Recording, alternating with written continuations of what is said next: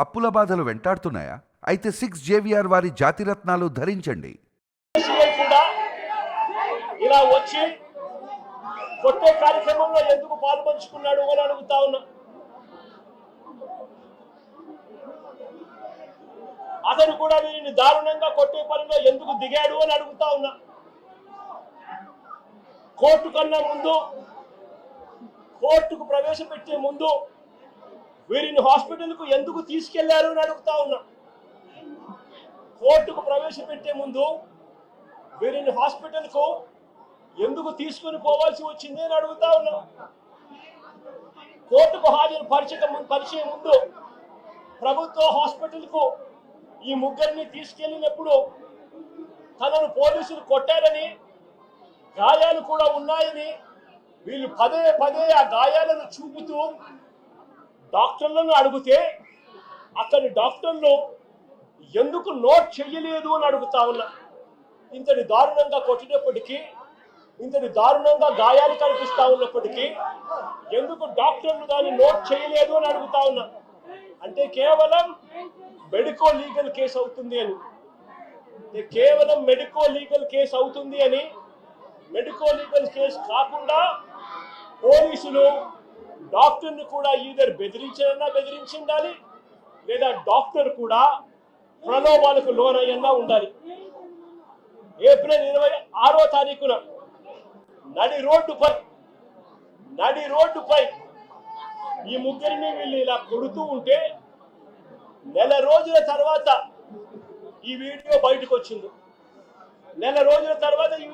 వచ్చింది. రికార్డు చేసింది కూడా పోలీసులే. ఈ వీడియో రికార్డు చేసింది కూడా పోలీసులే.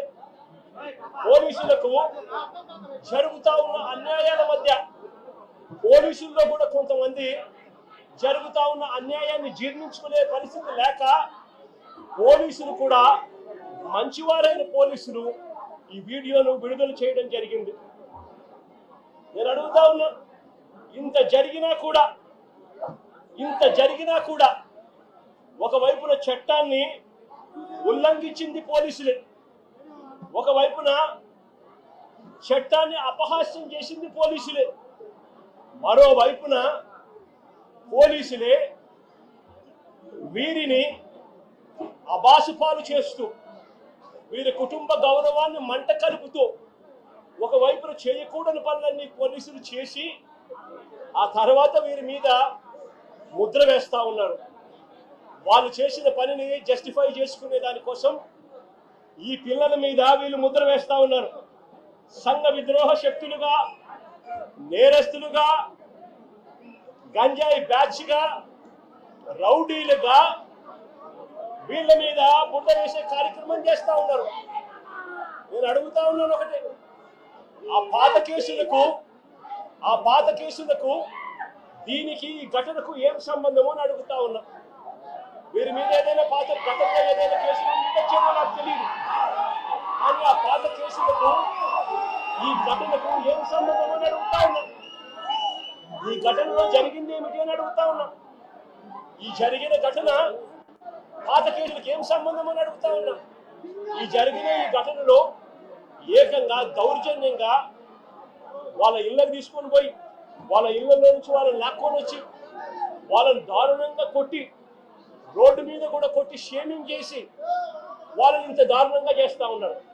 నేను అడుగుతా ఉన్నాను ఒకటి, ఇలా వక్రీకరించి వ్యక్తిత్వ హరణం చేస్తూ తప్పును ఒప్పుగా చూపించే ప్రయత్నం చేస్తా ఉన్నా ఇదే పోలీసులను అడుగుతా ఉన్నా, ఇక్కడే ఉన్న పోలీసులను అడుగుతా ఉన్నా.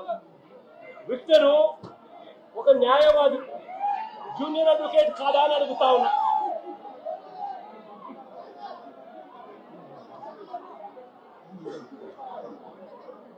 జూనియర్ అడ్వకేట్ కాదా అని అడుగుతా ఉన్నా. ఈ విక్టర్ అనే పిల్లాడు జూనియర్ అడ్వకేట్ కాదా అని అడుగుతా ఉన్నా.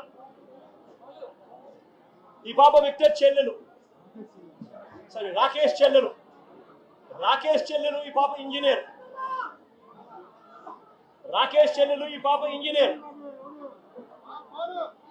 రాకేష్ కూడా పాలిటెక్నిక్ మెకానికల్ చదివినాడు.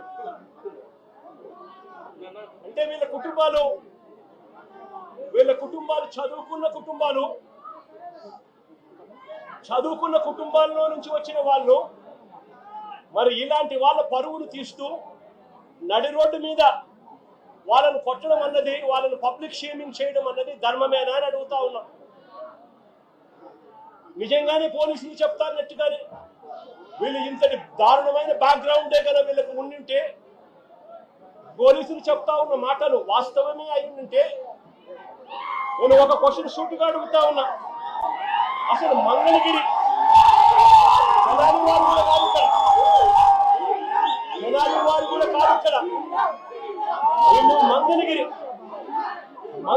వారిని తెనాలికి తీసుకువచ్చి ఇక్కడ కొట్టారు అని అంటే దాని అర్థం ఏమిటి? మంగళగిరి వారిని తెనాలికి తీసుకొచ్చి ఇక్కడ కొట్టారంటే దాని అర్థం ఏమిటి? అంటే దాని అర్థం పోలీసులు చెప్తా ఉన్నటన్ని అవాస్తవాలు చెప్పడానికి ఇంతకన్నా నిదర్శనం అవసరమా అని అడుగుతా ఉన్నా.